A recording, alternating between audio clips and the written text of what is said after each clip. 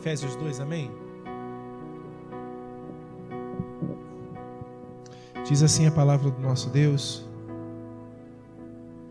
vocês estavam mortos em suas transgressões e pecados, nos quais costumavam viver quando seguia a presente ordem deste mundo e o príncipe do poder do ar, e o espírito que agora está atuando nos que vivem na desobediência.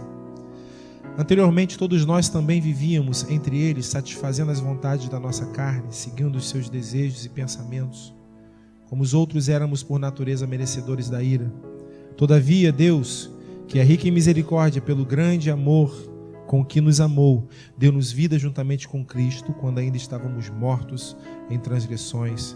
Pela graça, vocês são salvos. Deus nos ressuscitou com Cristo e com Ele fez assentar nos lugares celestiais em Cristo Jesus, para mostrar nas eras que hão de vir a incomparável riqueza de sua graça, demonstrada em sua bondade para conosco em Cristo Jesus. Pois vocês são salvos pela graça, pois vocês são salvos pela graça, por meio da fé. E isto não vem de vocês, é dom de Deus, não por obras, para que ninguém se glorie. Por enquanto, até aqui, vamos orar. Nós clamamos a Ti, Senhor, para que o Teu Espírito Santo complete a obra que começou hoje.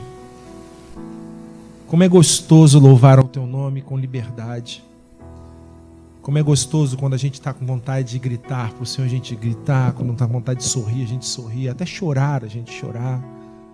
Sem nos preocuparmos muito com quem está ao nosso lado ou não. Sem preocupar muito se tem alguém nos medindo ou não.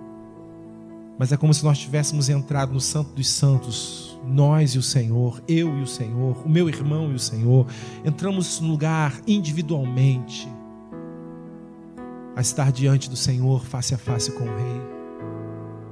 Mas nós não queremos sair desse lugar, do Santo dos Santos, ó Deus, antes de recebermos a Tua palavra, antes de sermos confrontados, antes de sermos, ó Deus amado, mexidos e remexidos no nosso interior. Não entramos por essas portas hoje para ouvir o que nós queremos, entramos por essas portas para ouvir o que o Senhor tem para falar. Não entramos por essas portas hoje para ouvirmos que nós somos os queridinhos do Senhor, mas entramos por essas portas para o Senhor nos fazer homens e mulheres de Deus, de caráter, de valor, que tenham coragem de ir até o final. Então, Deus, em nome de Jesus, forma em nós, molda em nós o Teu caráter, para a honra e glória do Teu nome. Amém? Amém? Abre um pouquinho, por favor. Quantos concordam com essa oração? Nós não entramos hoje nesse lugar, ou não podemos ser entrados nesse lugar hoje, para ouvirmos o que nós queremos.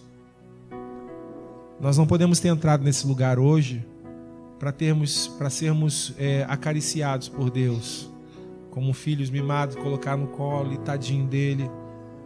Nós temos que ter a ideia que a igreja ela não foi formada, ela não foi criada por Deus simplesmente com o intuito de agrupamento de pessoas para realização de sonhos e desejos.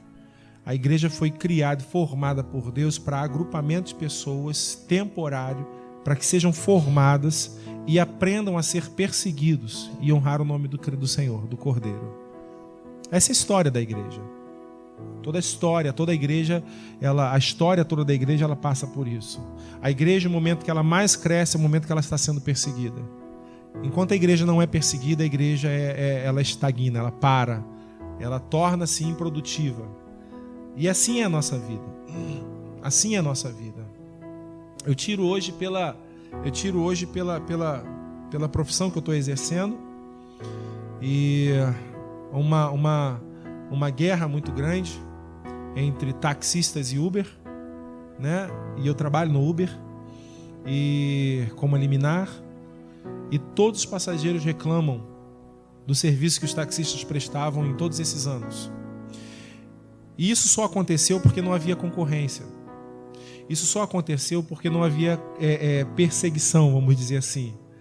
E aí quando a perseguição chega, quando chega essa concorrência, os taxistas estão mudando radicalmente seu tipo de serviço, estão melhorando muito. Os próprios passageiros estão dizendo que já encontra taxista com um linguajar melhor, com uma educação mais tranquila, mais brando, com aguinha, com balinha, né, com uma vestimenta bacana. Por quê? Porque foram perseguidos. E todas as vezes que a gente é perseguido, nós produzimos alguma coisa. Todas as vezes que a igreja foi perseguida, ela produz. Entendeu? Então, não tenha noção ou ideia de que você vai entrar por essas portas para ouvir o que você quer. Você vai ouvir talvez o que você não queira ouvir. Mas é o que o Senhor tem pra gente. E Paulo começa a conversar com os Efésios exatamente nesse tocante.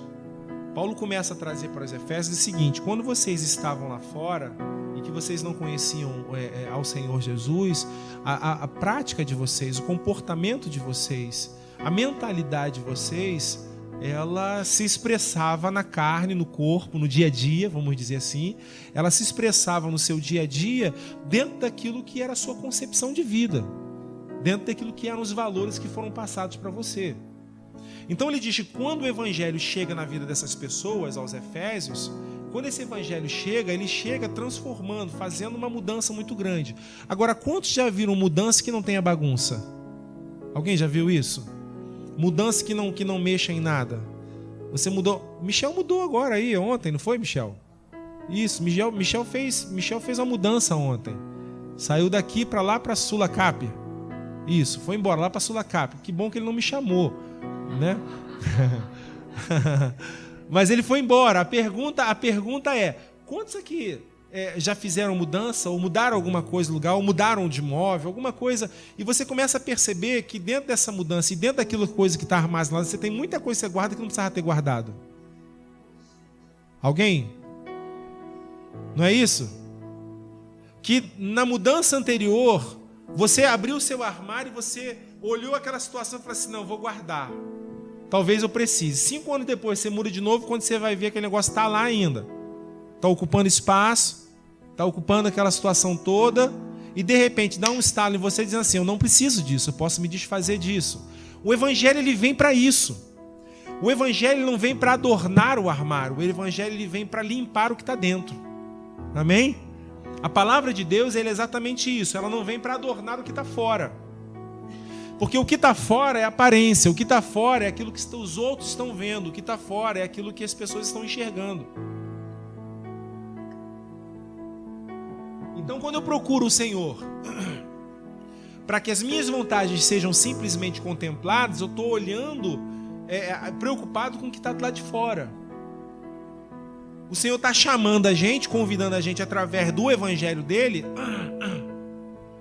a fazer exatamente uma reviravolta dentro da gente. Olha como é que Paulo começa a conversar com os Efésios. Ele está falando exatamente sobre isso. Olha, vocês estavam mortos em suas transgressões e pecados, nos quais costumavam viver quando seguiam a presente ordem deste mundo e o príncipe do poder do ar, o espírito que agora está atuando nos que vivem na desobediência.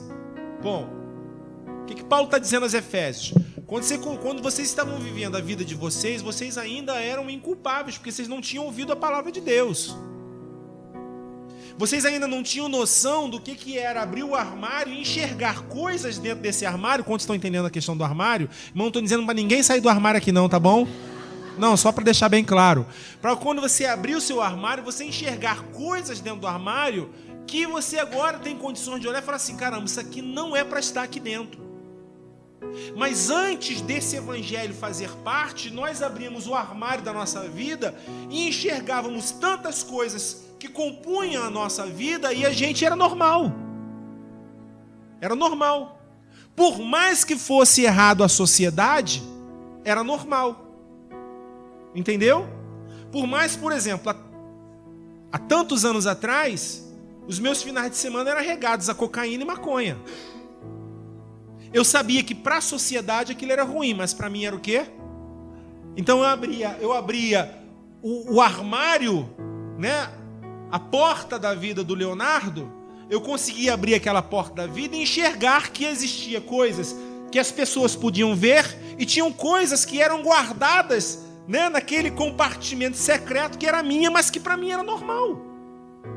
Então usar maconha, usar cocaína, andar em bordéis e fazer tantas outras coisas, estava ali compondo o meu armário, mas não a ponto de me incomodar e dizer: caramba, isso aqui está errado.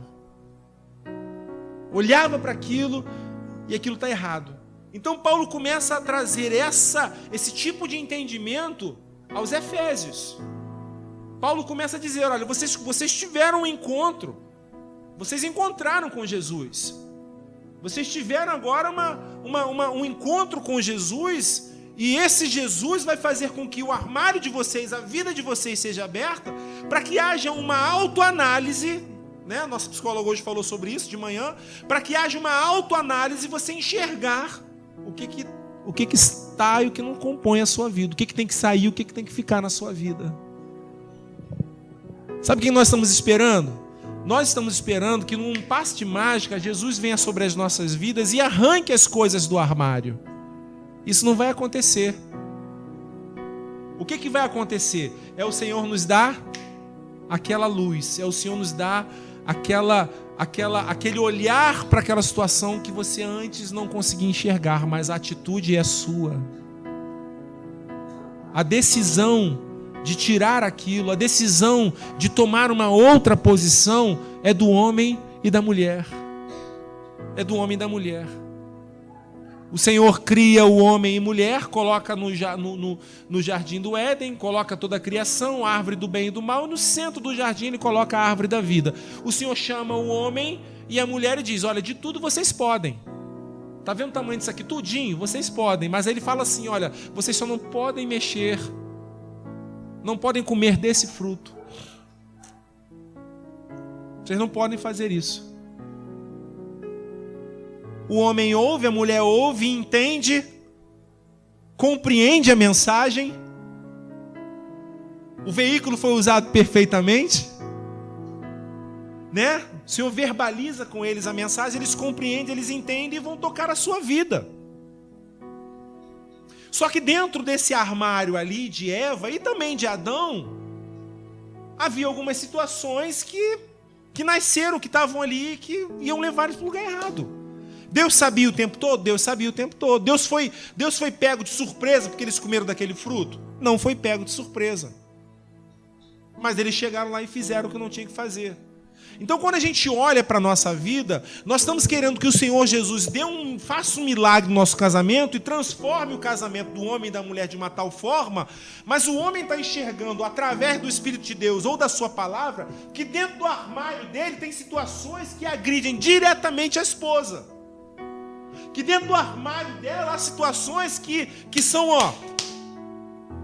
de frente com o homem. E a decisão de tirar as situações de dentro dos armários parte dos dois. Para quê? Para que haja harmonia, para que haja cumplicidade, para que haja transferência de amor um para o outro. Então Deus abençoa esse casamento? Abençoa o casamento, mas Deus não faz milagre quando eu não quero que Deus faça milagre. Deus não transforma a minha vida quando eu não quero que Ele transforme. Deus não mexe no meu interior quando eu enxergo coisas e eu digo que não quero. Ou eu digo que quero fantasiado de não quero, ou o contrário, né? Eu não quero fantasia, o meu não quero com o querer de Deus. Então vem para a igreja, Deus de aliança, Deus de promessa, Deus que não, né? Homem para mim, Senhor, corre lágrimas, aquela coisa toda, mas na segunda-feira o miserável está lá no trabalho falando mal dos outros. Deu para entender? Mas virou a semana, ele continua fazendo a mesma coisa. O Senhor ministrou a palavra, os armários foram abertos, as portas foram abertas. Irmão, preste atenção aqui. Enxergue um montão de armários sentado e um em pé aqui com as portinhas abertas agora. É quando o Senhor traz à tona a mim e a você um sentimento, uma percepção. Ele nos dá a percepção. É aquela situação que você fala assim, isso aqui é comigo.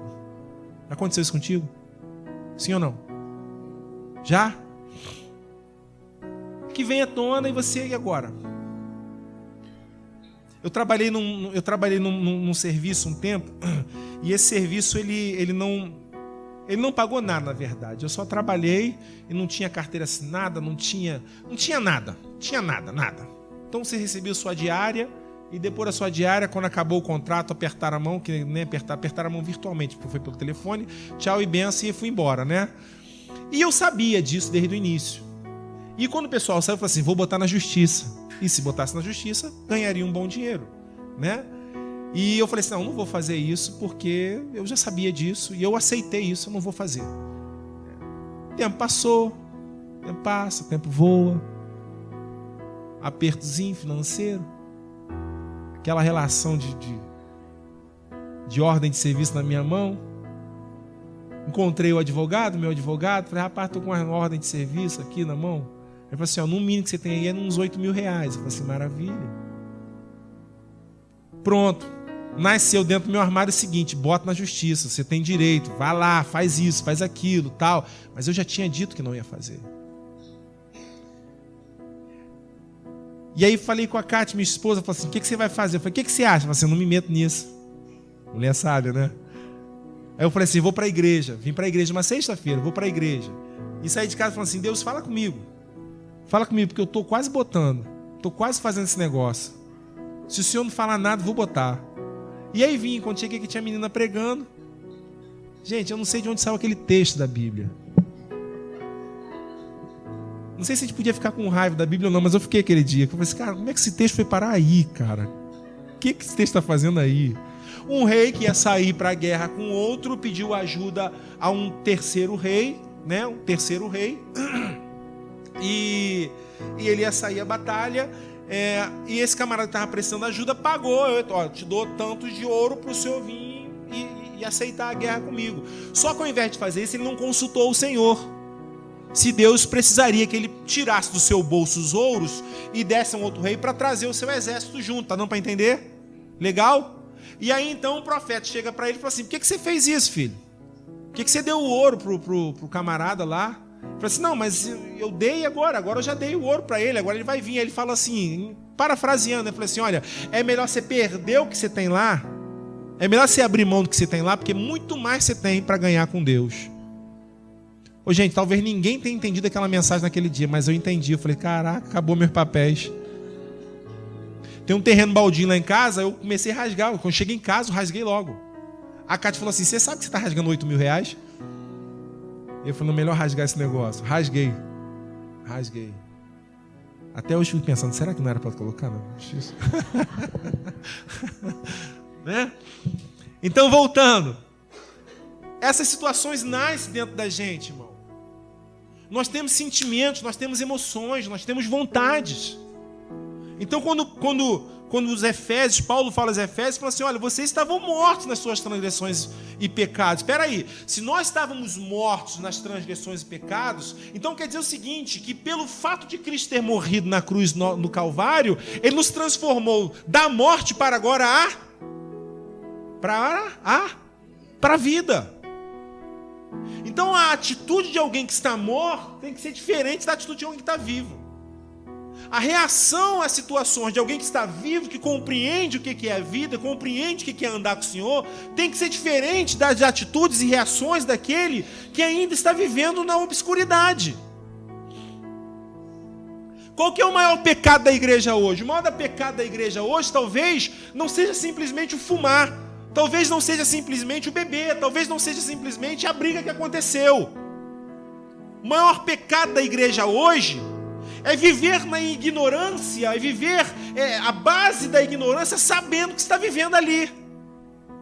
É viver no charco de lama sabendo que mergulhou no charco de lama. Antes nós não sabíamos que aquilo se chamava charco de lama. Mas agora nós sabemos. Então ele fala no versículo 2, nos quais costumávamos a viver, olha, quando seguiam a presente ordem deste mundo e o príncipe do poder do ar, o espírito que agora está atuando nos que vivem na desobediência. Então quando ele fala, quando nós seguíamos a ordem do presente mundo, então há uma direção. Há um fluxo de um lugar para o outro. Há uma ideia de um lugar para o outro da ordem desse presente mundo. Então, se nós que estávamos mortos andávamos nessa ordem desse mundo, peraí, se o Senhor entrou, Ele está dizendo o seguinte, a ordem agora mudou. Amém? A direção agora mudou. Por que a igreja passa a ser perseguida? Por que a igreja passa agora a gozar a desfrutar de uma compreensão que não é a comum de todos, porque agora nós que estávamos andando daqui para lá, no comum de todo mundo, agora nós viramos para o outro lado. Bom, viramos para o outro lado, qual que é a posição nossa? É criticar todo mundo agora? E se colocar como bom? Não. O Senhor não nos chamou para isso. O Senhor nos chamou o seguinte, para nós agora que mudamos, que fizemos uma conversão de 180 graus, que viramos a direção contrária agora, Ele está chamando a igreja para quê? Para ser ela a expressão do amor dele entre os homens.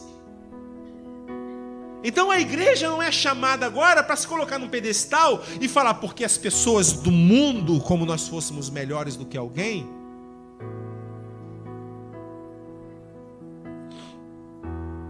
Versículo 3, ele vai falar ainda desse ponto. Anteriormente, todos nós também vivíamos entre eles, satisfazendo o que? As vontades seguindo o que? Os nossos, e o que? Como os outros, o que? Éramos por natureza. Ô gente, pode participar comigo, tá bom? Amém? Olha, vamos ler esse textozinho aqui que é importante. Vamos lá. Anteriormente, olha, todos nós também vivíamos entre eles. Por quê? Olha, na ordem do curso do mundo. Amém? Tá dando para entender aí? O que nós fazíamos? Satisfazíamos as vontades da nossa, seguindo os nossos, e o que mais? Como quem? Como os outros. Espera aí. Se nós fazíamos isso, e Cristo entrou na nossa vida, então Ele está dizendo para mim agora, para Keila, para Rosana, que agora nós não podemos mais viver o quê? Vivendo movidos pelos desejos, pelas paixões, pelas vontades da carne. Sim ou não? É isso que ele está querendo dizer ou não? Amém? Então ele está dizendo para mim o seguinte, para mim e para você o seguinte, ele está declarando para mim e para você o seguinte: todas as vezes que eu e você formos impulsionados por desejos carnais, o resultado não é espiritual.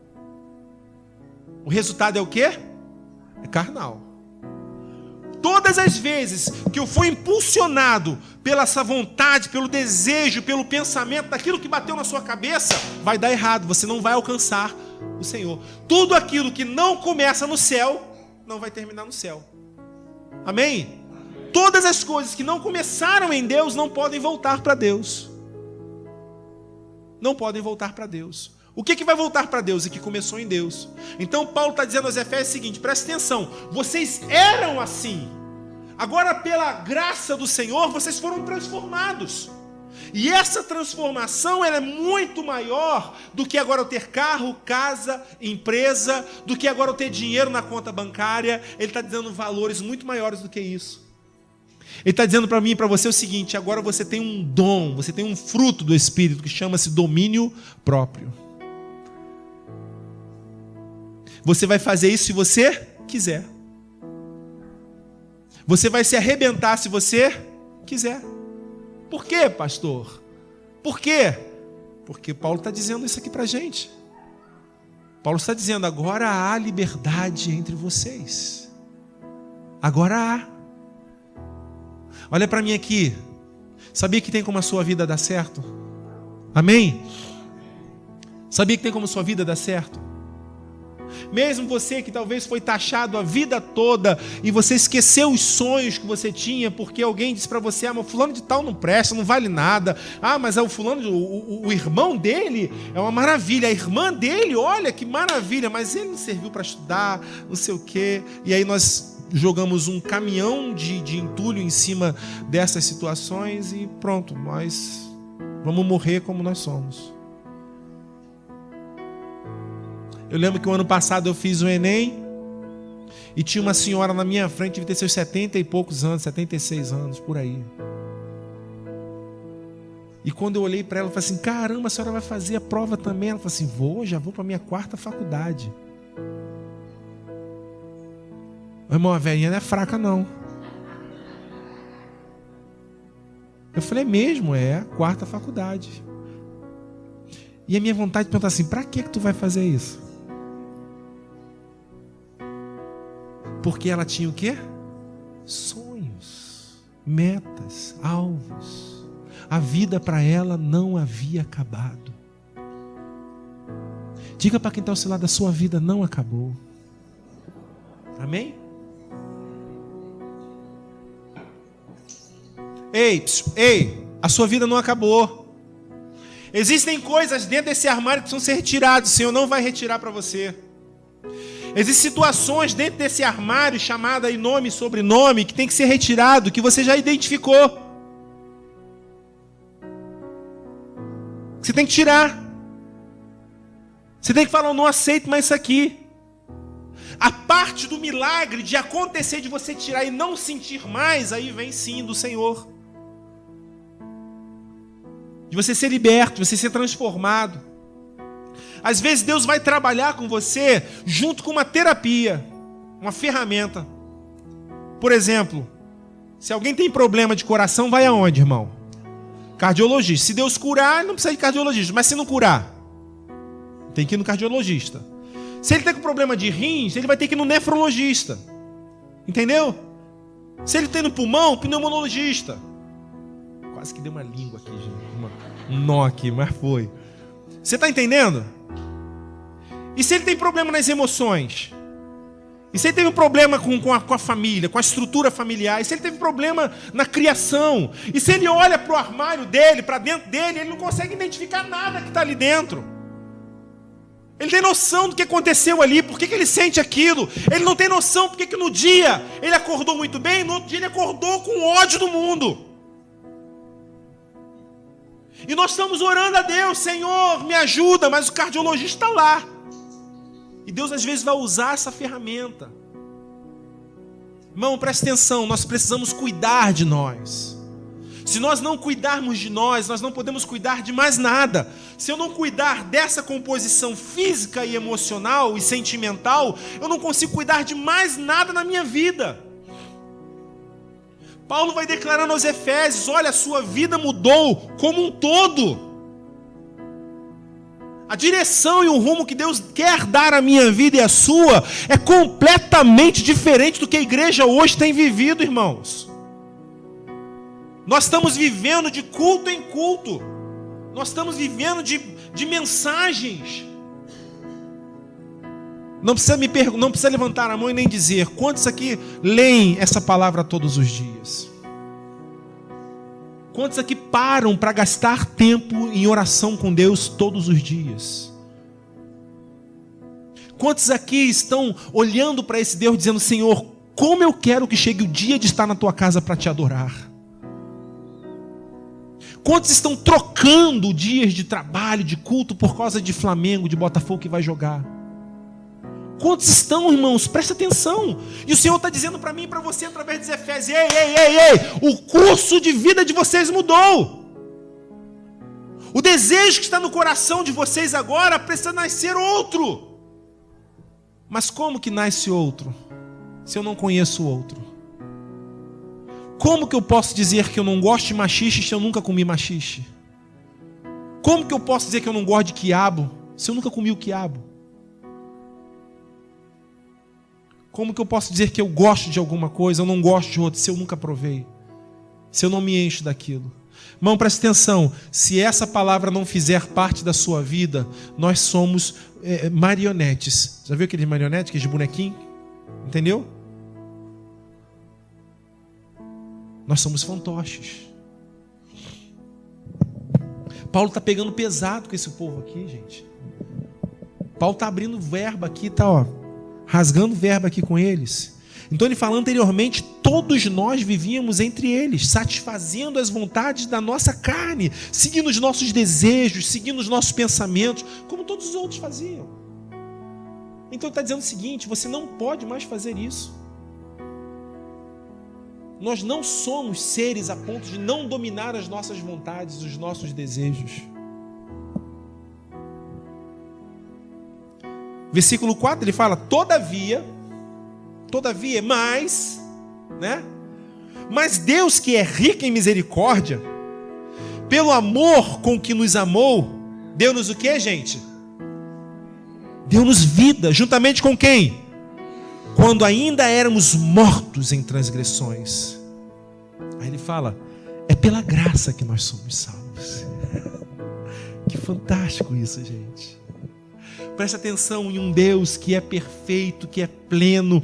Presta atenção em um Deus que está lá na criação de todas as coisas.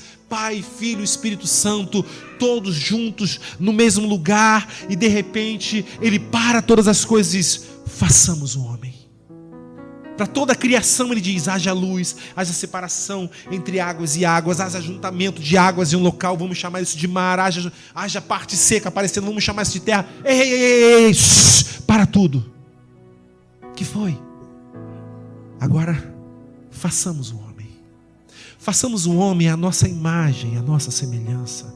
Façamos o homem dessa forma, com a forma plena de pensar, com a forma plena de sentir. Façamos o homem com esse coração que nós temos, que saiba o que é amar, que saiba o que é viver, que saiba como relacionar-se, que saiba doar-se para o outro, que saiba o que é ser de Deus. Deus nos deu mais do que Ele deu à criação. Deus preencheu-nos com mais do que Ele preencheu a criação. E o que Paulo está dizendo agora é o seguinte, olha, toda a criação sofreu muito por causa do pecado do homem, mas Cristo morre exatamente por causa do homem, para transformar a vida desse homem. A terra continua produzindo cardos e abrolhos, não mudou por causa da morte de Cristo. As catástrofes naturais continuam acontecendo. Coisas essas que só começaram com a queda do homem, lá atrás, no Éden. A terra não produzia nada disso. Não havia catástrofes naturais, não havia desgraça, não havia nada disso. Mas Cristo morreu na cruz do Calvário. O homem é transformado em nova criatura, mas a terra continua ainda produzindo todas as coisas. Você continua vendo as catástrofes, você continua vendo a terra produzir plantas espinhosas, você continua vendo a maldade no mundo, você continua vendo tudo isso, mas o homem agora, ele está dizendo, olha, todavia, Deus que é rico em misericórdia com você e comigo, pelo seu grande amor, deu-nos vida juntamente com Cristo. Nós não podemos viver largados, divorciados desse Deus. Nós não podemos aceitar, olhar as nossas vidas, os armários da nossa vida, enxergar coisas que estão fora do lugar, enxergar coisas que nós estamos guardando há tantos anos e permitir que essas coisas permaneçam lá. Nós não podemos aceitar o erro, nós não podemos aceitar o pecado que nós estamos cometendo e sabemos que é pecado. Nós não podemos aceitar um falar mal do outro. Nós não podemos aceitar a traição de marido com mulher, de mulher com marido. Nós não podemos aceitar a pornografia. Nós não podemos aceitar a mentira, que muitas vezes está lá dentro desse armário. Nós não podemos aceitar a religiosidade, o desejo de ter ao invés de ser. Nós não podemos aceitar o desejo de entrar por essas portas ou esse portão para ter alguma coisa. Mas nós precisamos entender que precisamos entrar por essas portas para dizer, Senhor, eu preciso ser mais como o Senhor. Davi fala isso com o Senhor, Senhor, dá-me um coração igual ao teu. O que ele quer dizer com isso? Eu preciso ser mais como o Senhor. Onde está a nossa preocupação de ser mais com o nosso Deus? Amém, irmãos? Versículo 4, todavia, Deus que é rico em misericórdia, pelo grande amor que nos amou, deu-nos vida juntamente com Cristo, quando ainda estávamos mortos em transgressões. Pela graça vocês são salvos. A graça, todos já sabem, eu vou repetir para ficar registrado mais uma vez. A graça de Deus significa, é o favor imerecido, o favor que nós não merecíamos. Qual é o favor que nós não merecíamos? Cristo, a cruz do Calvário. Cristo, a cruz do Calvário. Irmãos, olha o que ele diz no versículo 6 para esse grupo de Efésios. Deus nos ressuscitou com Cristo e com Ele nos fez assentar em lugares celestiais em Cristo Jesus. Vamos entender isso. Como assim Deus nos fez sentar em lugares celestiais? Alguém já botou uma cadeirinha, um trono lá no céu, já foi lá? O que Paulo está dizendo para ele é o seguinte: Deus, olha para mim, Deus nos ressuscitou e com Ele nos fez assentar em lugares celestiais. Ele está dizendo o seguinte: através de Cristo Jesus, a porta do céu foi aberta. Através do Cristo Jesus, nós, como seres humanos limitados, podemos ter agora as verdades do reino de Deus penetrando em nosso interior. Mesmo vivendo entre os homens, hoje nós podemos ser impregnados da verdade do reino. Mesmo vivendo entre os homens, nós podemos dizer que estamos assentados junto com o Senhor nesse reino. Por quê? Porque agora o que reina sobre a vida da Andréa Ribeiro não são mais os valores desse mundo, mas esse coração está impregnado do amor de Deus, e as atitudes dela, e as razões dela, e as escolhas dela já vão ser naturalmente contrárias ao curso desse mundo. Então ele diz para mim e para você que pela graça Deus nos salvou, e com Cristo Jesus nos fez assentar em lugares celestiais. Ele está dizendo: olha, vocês agora têm livre acesso ao coração do Pai. O que você está passando, Luciene? Clame ao Pai. O que você está passando, Sandra? É hora de ir lá do Pai. Você tem livre acesso a Ele, porque Ele te fez sentar em lugares celestiais. Não é para termos alguma coisa, não é para dizer que somos, temos direitos.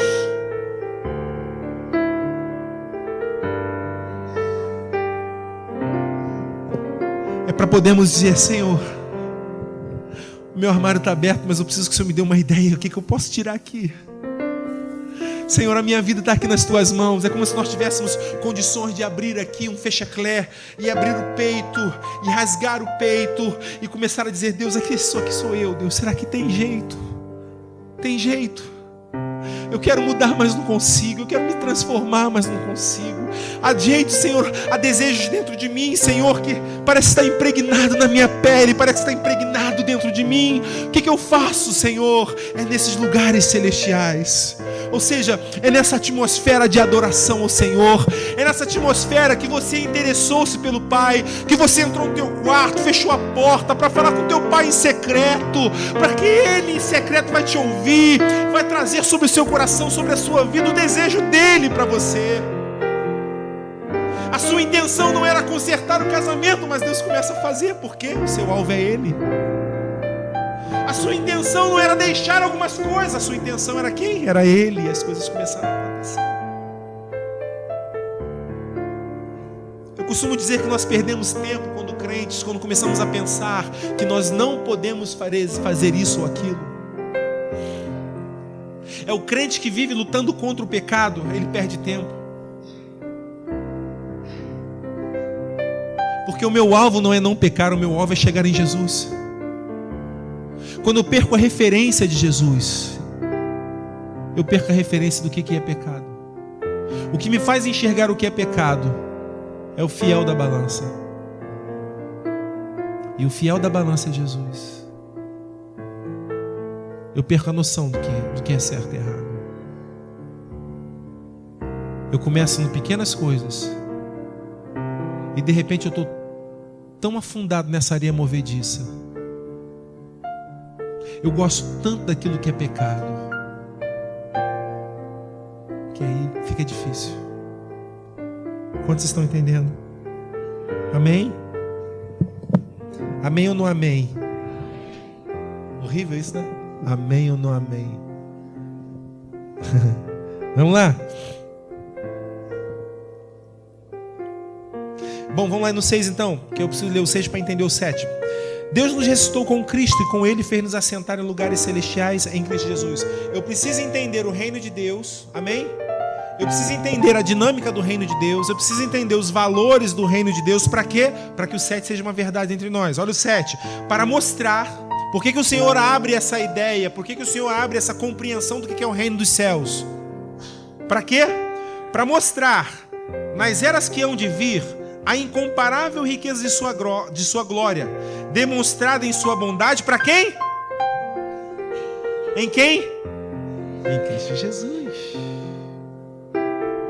Por vocês são salvos pela graça, por meio da fé. Isso não vem de vocês, é dom de Deus. Ele nos dá a compreensão do que é o reino, para que possamos abraçar ou compreender o sacrifício de Cristo, e agora nós seguirmos os passos dele entre os homens. Então preste atenção aqui, irmão. Deus não te chamou para triunfar entre os homens. Deus não te chamou para tu ser um sucesso entre os homens. Deus te chamou para tu ser servo. Deus não te chamou para você triunfar entre os homens, porque o triunfo de Jesus foi a cruz. Deus te chamou para você ter coragem de morrer por Ele. Deus não te chamou para você não sofrer. Deus te chamou para você passar pelo sofrimento e mostrar para o povo quem é Deus na sua vida. O sucesso não é ter muito dinheiro. O sucesso é ter cada vez menos domínio da nossa vida. Por isso que a Bíblia diz para mim e para você que aquele que quiser encontrar a sua vida, esse vai perder. E quando a gente diz encontrar a sua vida é encontrar as suas vontades, seus desejos. Há pessoas que saem em busca de aventuras, de desejos. Há pessoas que abrem casamentos porque estão vivendo uma aventura fora do casamento e estão procurando a sua vida. Estão procurando seus desejos, a sua vontade. Há pessoas que abandonam um emprego para o outro porque o outro emprego tem uma proposta maior, mas ele nem analisou, mas ele vai ganhar mais, ele faz o quê? Vai procurar a sua vida, vai procurar a sua turma, sai. Então a Bíblia diz o seguinte, que aquele que quiser achar a sua vida, esse perde. Enquanto nós formos pautados em cima dos nossos valores, da nossa vontade, do nosso querer, enquanto nós formos pautados em cima do nosso egoísmo, e não estou dizendo egoísmo com o próximo, não estamos dizendo egoísmo com relação a Deus. Eu quero muito de Deus, mas eu não quero me doar para Ele. Eu desejo muito de Deus, mas eu não desejo me doar a Ele, porque doar-se a Ele quer dizer o seguinte: perca o domínio da sua vida. Porque a outra parte desse versículo diz exatamente isso: pois aquele que perder a sua vida por amor a mim, presta atenção, olha o que o texto diz, não é perder a sua vida por amor a si próprio, é perder a sua vida por amor a um outro, a valores do outro, ao que o outro acha, ao que o outro quer, ao que Jesus quer. Ou seja, ele diz para mim e para você, Anderson, que perder a sua vida por amor a Ele é nos princípios dEle. Eu não consigo perder a minha vida em nome do Senhor Jesus pautada em mim. Eu não consigo caminhar o caminho que Jesus nos ensinou pautado nos meus valores. Eu não consigo entrar na igreja e fazer parte do corpo de Cristo quando eu entro pela igreja para ser cheio de mim mesmo. Quando o meu evangelho ele é antropocêntrico. Quando o meu evangelho ele é egocêntrico. Quando o meu evangelho aponta para mim mesmo. É o meu casamento, é o meu dinheiro, é a minha saúde, é a minha vida, meu carro, minha empresa, meu emprego.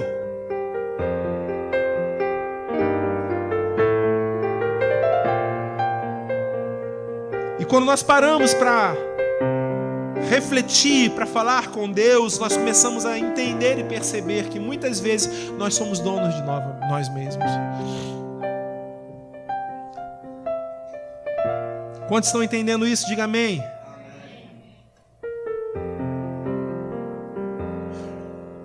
Então o Senhor nos dá a ideia dessa região celestial, desse mundo celestial, ou seja, Ele nos mostra que Jesus não é uma força. Ele nos mostra que Jesus não é uma energia. Ele nos faz íntimos da relação com Deus. Quando ele fala, Deus nos ressuscitou com Cristo e com Ele fez assentar-nos em lugares celestiais. Eu já expliquei aqui em várias outras ministrações que o ato de sentar com o outro, aqui pra gente é mole. Você vai num restaurante que está muito cheio e aquela mesa tem um lugarzinho, o que é que você faz? Você espera todo mundo sair deixar uma mesa inteira vazia para você sentar no lugar? Quando é um self-service, você faz o quê? Educadamente, você posso sentar aqui do seu lado? A pessoa fala assim, pode sim. E você almoça do lado de uma pessoa que você nem conhece. Não é isso? Você acaba almoçando do lado de alguém que você nem conhece. Para o judeu não é isso. Por isso que Paulo fala aos Efésios exatamente sobre essa intimidade. Olha, Deus nos ressuscitou com Cristo e com Ele nos fez assentar em lugares celestiais com Cristo. O assentar-se à mesa, o assentar são aquelas pessoas que Jesus está olhando para o Binho e fala assim, você é meu amigo, Binho, senta à mesa comigo. Olhou para Maílza e falou assim, Maílza, você é minha, você é bem-vinda, senta à mesa comigo. Você está entendendo? Está entendendo a dinâmica que Paulo está falando aos Efésios? Ele está dizendo assim, olha, gente, o Senhor considera tanto vocês. O amor de Deus, ele é tamanho por vocês, que através de Jesus Cristo, Angélica, Ele fez você assentar-se com Ele. Ele olhou para mim e para você e disse, nossa, você é muito próximo, amor. Eu quero sentar, sente aqui comigo. Você faz parte da minha vida. Você faz parte da minha vida. E aí nessa compreensão a gente viaja, gente. Eu pelo menos viajo. Porque eu fico olhando para mim. Eu fico olhando para o meu dia. E eu justificando muitas vezes a minha vida com Ele no cansaço. E quando eu paro para ler esse texto, essas palavras, eu falo assim, meu Deus, quanta coisa o Senhor já fez por mim. E aí qual que é a minha oração a Deus? Senhor, me ajuda a abrir esse armário e ver o que não te agrada ainda para eu tirar. Se tem gavetas escondidas. Versículo 8, para a gente continuar, já vamos... Eu ainda tenho 15 minutos, é isso mesmo? Maravilha. Então, versículo 8, ele diz assim, pois vocês são salvos pela graça, por meio da fé. E isso não vem de vocês, é dom de Deus. Olha aqui novamente o contraste entre espírito e carne. Olha aqui novamente o contraste entre aquilo que acontece na região celestial e aquilo que acontece entre os homens. Por que você acha que o Senhor está falando isso, que Paulo está falando isso aos Efésios? Vocês são salvos pela graça. Alguém consegue explicar graça? A gente consegue explicar graça dessa forma. É um favor imerecido, mas me mostra a graça. Cadê a graça? Como é que é a graça? Alguém fala assim, a graça é a minha vizinha. É a vizinha da minha mãe mesmo, né? Mas a gente não tem como apresentar a graça, a gente não tem como quantificar a graça, a gente não tem como dizer que cor é a graça, porque ela é manifesta através do Espírito, ela é manifesta naquilo que nós não enxergamos. Aí ele começa a dizer, essa transformação em você, Aline Maninho, essa transformação em você, Adriano e Leonardo, essa transformação que vem em você é por essa graça. É por essa região celestial que vocês começaram a entender e que foi aberta para compreender que Jesus não foi um Marte, Ele é Senhor. Que Jesus não é aquele que foi bonzinho demais para morrer pelas nossas vidas. É o Senhor que encarnou entre os homens para sentir o que nós sentimos. Que sofreu por mim e por você. Não simplesmente para que tivéssemos um casamento abençoado, não simplesmente para que tivéssemos dinheiro,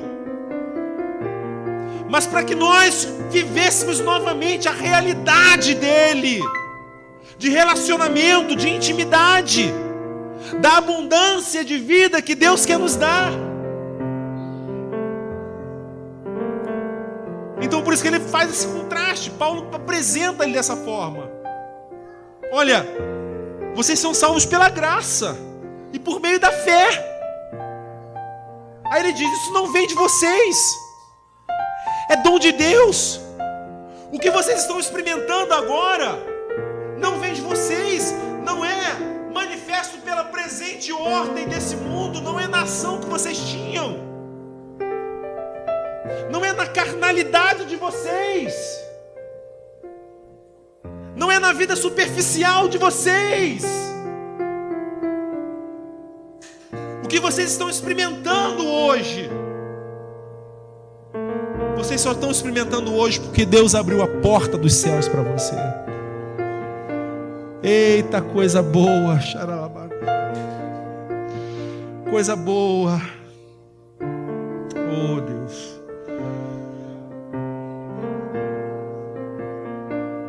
Aí ele vai falar no versículo 9, olha, não é por obras. Não é por obras, não. Para quê? Para que ninguém se... Sentimento terreno. Sentimento que preenche o coração do homem. Um homem que quer gloriar-se é um homem que quer aparecer, é um homem que quer ser exaltado, é um homem que não está disposto a servir ao Senhor como Ele quer. O homem que está dentro de casa, está brigando com a esposa por causa de razão, não quer acertar o seu casamento. Nós encontramos pessoas que trazem Jesus para o nosso lado. Já viu isso? Já aconteceu isso?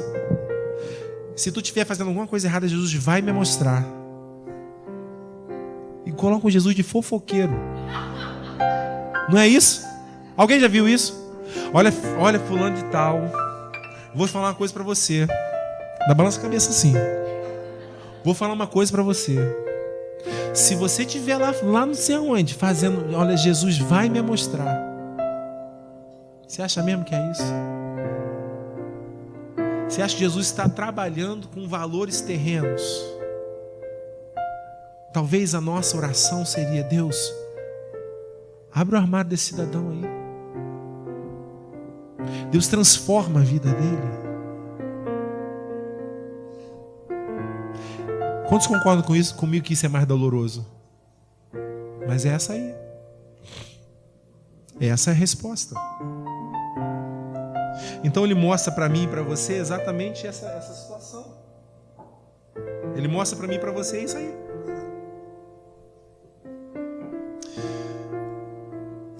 Não vem de vocês. Aí ele fala assim, versículo 10. Porque somos criação de Deus, realizada em Cristo Jesus para fazermos o quê? Boas obras, as quais Deus preparou de antemão para que nós as praticássemos.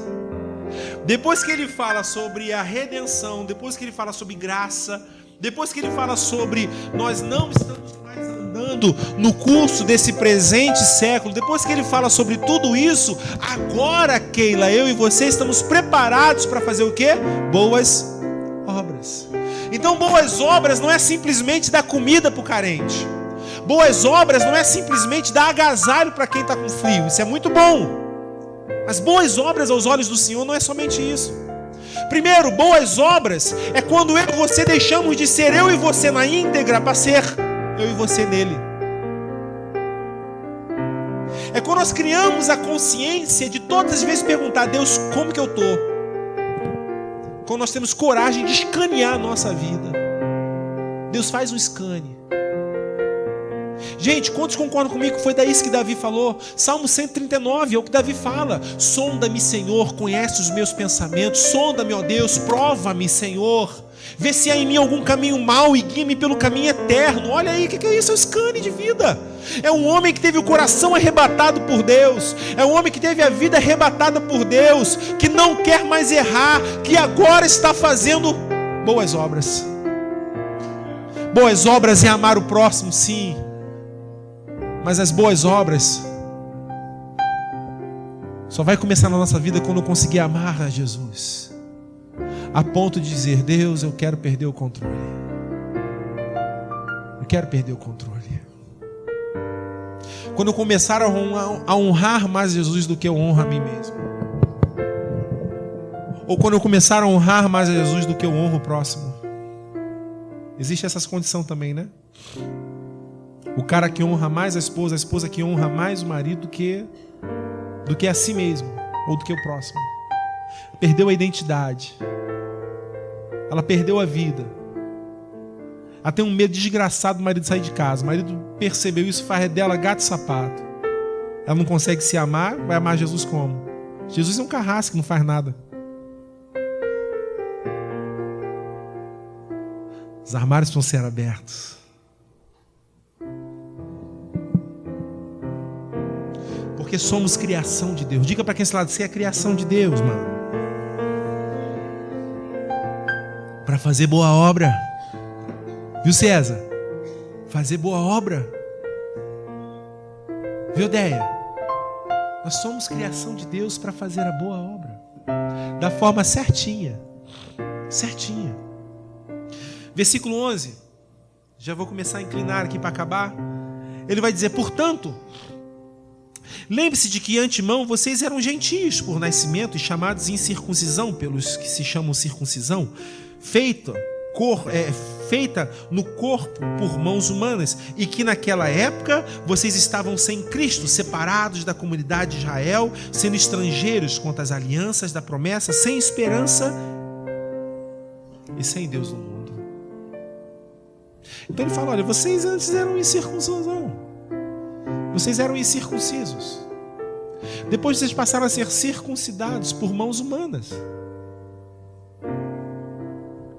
Então você tem no Antigo Testamento uma lei que toda criança ao 7º dia, quando é menino macho, quando é menino, pega o pintinho no menino e você tem que fazer aquela operaçãozinha de fimose. Cortou o cabrestinho, pau, isso se chama-se o quê? Circuncisão. Essa criança foi circuncidada. Essa aliança, esse pacto significava o seguinte, que aquela criança agora era de Deus, pertencia a Deus. Todo um significado no Antigo Testamento que veio varrendo dentro do judaísmo até o Novo Testamento. Quando chega no Novo Testamento, essa prática ainda acontece. Toda criança aos 7 anos de idade tem o seu prepúcio cortado e ela passou a ser circuncidada. Mas os princípios e os valores de Deus não eram seguidos. Então você tinha homens já que eram circuncidados, entendeu? Tinham pênis circuncidados. E Paulo está falando ali, olha, seguinte, presta atenção, vocês seguiram uma regra, mas o coração de vocês é completamente longe de Deus. Vocês precisam circuncidar o coração. Essa marca que vocês têm aí, ela não está definindo nada, não está definindo quem vocês são. Hoje, gente, presta atenção, parece que isso acontece na igreja hoje. Tem um montão de gente circuncidada na carne, tem um montão de gente circuncidada por denominações.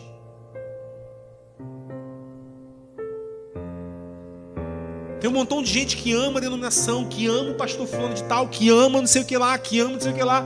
Mas onde está a representatividade daquela vida no seu dia a dia? Não estou dizendo daquela vida do pastor, dela mesmo no dia a dia.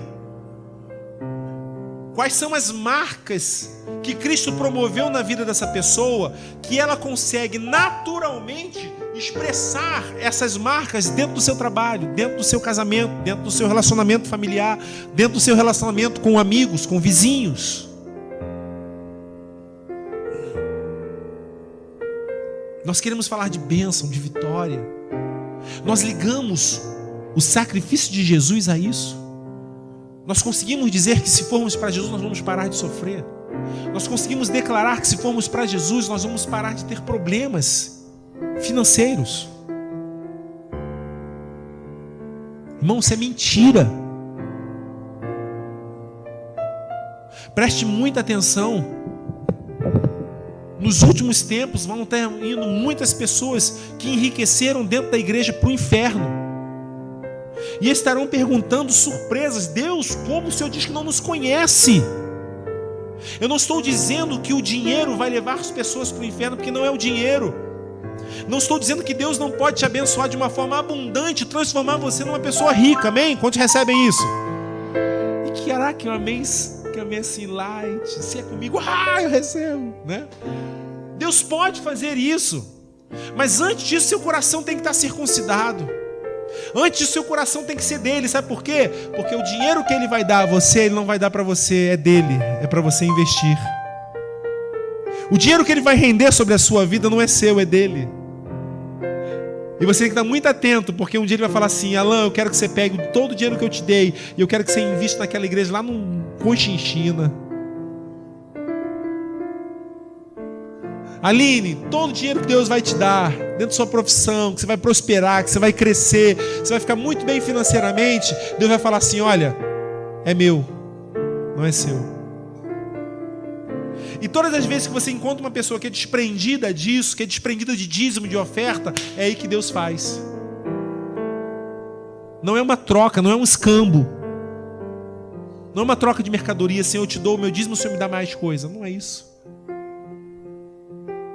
É a convicção de que nós somos dele, tudo que nós temos é dele. Eu ouço uma mensagem que um camarada diz assim: hoje eu não sou mais dizimista, eu sou tudimista. Porque ele diz: tudo que eu tenho é dele, o que ele precisar ele leva. E essa situação fez com que ele prosperasse muito. Não é regra, amém? Não é regra, estou dizendo o seguinte: é não ter amor ao dinheiro. Quando a gente olha aquela passagem do jovem rico, estou saindo um pouquinho do tema aqui, mas daqui a pouco a gente volta. Quando a gente olha aquela passagem do jovem rico, a gente tem que entender o seguinte: que o problema de Jesus não era com dinheiro. Não era com dinheiro. O problema de Jesus é que aquele jovem estava preso ao dinheiro. E preste atenção, ele parece ser circuncidado. Senhor, eu tenho ouvido tua mensagem, tenho feito, já observei os mandamentos. Sim, todos eles, eu faço todos eles. Mas o que me falta ainda para ser perfeito? O que está faltando nesse homem, gente? Está percebendo? Se fosse nos dias de hoje, ele estaria dizendo: Senhor, o que me falta para sentir o Espírito Santo de Deus? Eu estou na tua igreja, eu sou dizimista, eu sou ofertante, eu contribuo, eu trabalho na escolinha, eu trabalho, sabe, eu faço parte do ministério de música, eu faço tudo, mas o que me falta para sentir o Espírito Santo de Deus? Ele está dizendo exatamente isso para Jesus: Senhor, eu tenho observado os teus preceitos desde cedo, desde novo, eu ouço a tua palavra, eu observo todos os meus mandamentos, mas o que me falta ainda para ser perfeito? Ele não sentia parte, ele segue todo o ritual, ele segue tudo aquilo, mas seu coração não estava arrebatado por Deus, seu coração estava arrebatado pelo dinheiro. Jesus, conhecendo tudo isso, ele fala o seguinte: eu vou te fazer uma proposta do reino dos céus agora, você aceita? Aceita, pode falar. Pega tudo aquilo que você está na terra, todas as situações que te prendem nessa terra, e se desfaça dela agora, para que você possa entrar no reino dos céus, para que você possa olhar para essa situação nova e viver isso. Porque enquanto você estiver preso com alguma coisa na terra, você não vai conseguir se desprender para viver uma realidade de reino de céus. Aquele jovem estava tão agarrado naquilo que a Bíblia diz que ele então vira as costas e vai embora entristecido. Sabe por que é entristecido? Porque ele reconheceu que o coração dele não pertencia a Jesus, que ele havia se enganado todos aqueles anos. Irmão, eu vou terminar aqui que nós já estamos no nosso horário. Deixa eu lhe fazer uma pergunta, uma breve pergunta. Quando você abre o seu armário, quando você abre a sua vida, e que você enxerga, quando você faz uma anamnese, uma análise de si mesmo, quando você faz essa análise de si mesmo, o que você enxerga? E o que tem sido forte dentro dessa sua vida? Algumas coisas dentro do nosso armário sempre tomam mais espaço, né? Não é verdade? Lá em casa tem uma parte de cima assim que é só o edredom. 2 edredom tomou tudo. É espaçoso pra caramba. Quando você aperta não tem nada, mas estava lá. Tomou o espaço todo. O que tem tomado espaço dentro desse armário chamado vida? E a segunda coisa que eu pergunto para você: o quanto isso é importante na sua vida, a ponto de você dizer: eu abro mão disso para seguir com Jesus. Amém? Isso vai definir quem somos. Isso vai definir que tipo de vida nós temos com o Senhor. E isso vai definir como vai ser o seu futuro. Rompa com aquilo que está errado, que você já reconheceu. É gostoso, pastor, que se dane. Rompa. Eu não consigo. Consegue. Você não quer. Aquilo que ainda está obscuro, abra o armário. Porque se Davi teve que orar dessa forma, né? Sonda-me, Senhor. Conhece meu coração, prova-me. Vê se há em mim algum caminho mau e guia-me pelo caminho eterno. Ele não está fazendo ironia, ele está dizendo assim: Senhor, eu não sei o que mais tem na minha vida para acertar, mas Tu conheces. Não é isso? Então há situações na nossa vida que nós ainda não percebemos, mas o Espírito Santo de Deus já percebeu. Há situações que você já sabe que está errado. Sim ou não? Sabe, gente? A gente chega perto de Jesus com cara de traquinas. Aquela cara, sabe, de biscoito, assim, olhando assim: caraca. Quem foi comer o biscoito que estava aqui? Não fui eu, aquela carona de biscoito. Não é? Tem coisa que a gente já sabe. E a gente faz porque a gente quer. Agora tem coisas que a gente ainda não sabe. Deus mostra pra gente. Amém? Que Deus nos abençoe. Que nessa breve, que nessa simples mensagem, nós possamos estar sendo confrontados conosco. Para que nasçamos homens e mulheres de Deus. Amém? Vamos ficar de pé?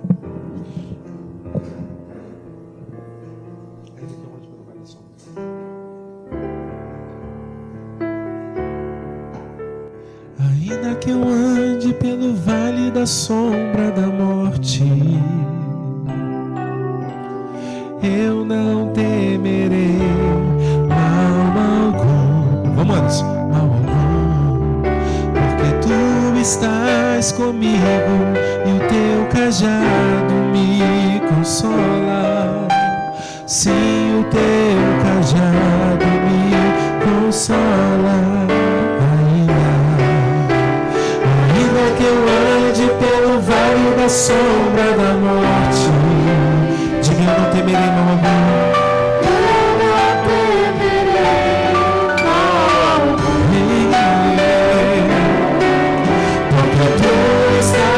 Comigo, o teu cajado me consola. Sim, o teu cajado me consola. Ainda que eu ande no vale da sombra da morte,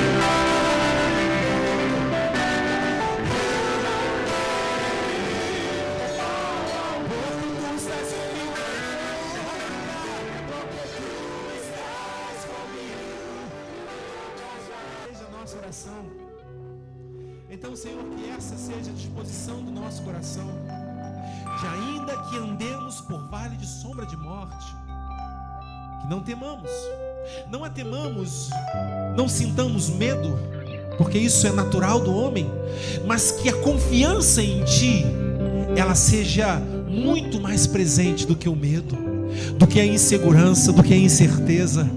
E então nós podemos dizer: eu não temerei mal algum, porque ainda que o meu coração, ainda que as coisas ao meu redor diga que não, o Senhor diz que sim. O Senhor está sobre as nossas vidas.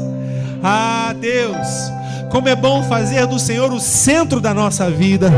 Como é bom fazer do Senhor agora a nossa esperança, a nossa expectativa. Não mais projetar no outro a razão do meu ser, não mais projetar no outro a razão da alegria.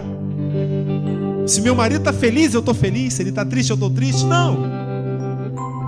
Se ele está triste, a Bíblia diz que é bom que dois que não andem só, porque quando um cair, o outro está pronto, pleno, ativo em Deus, para dizer: vem comigo, vem sobre nós, Espírito Santo de Deus, e transforma quem tem que ser transformado, e muda quem tem que ser mudado. E ajuda-nos a olhar o armário da nossa vida e tirar e arrancar de dentro das nossas vidas aquilo que não produz mais nada, que não presta, que está ocupando espaço. Nós rendemos a nossa vida a Ti, agradecendo por tudo, em nome de Jesus. Que a igreja do Senhor possa dizer amém. E que o amor de Deus e a graça de Jesus e as eternas e doces consolações do Espírito Santo, o nosso Senhor, seja sobre a sua vida, para te transformar, para nos transformar e ratificar quem somos nele, confirmar quem somos nele. Somos novas criaturas no sangue do Cordeiro Jesus, em o nome de Jesus. Amém? Você pode abençoar quem está pertinho de você. Dê um abraço forte. Vai na paz de Cristo Jesus, em nome de Jesus.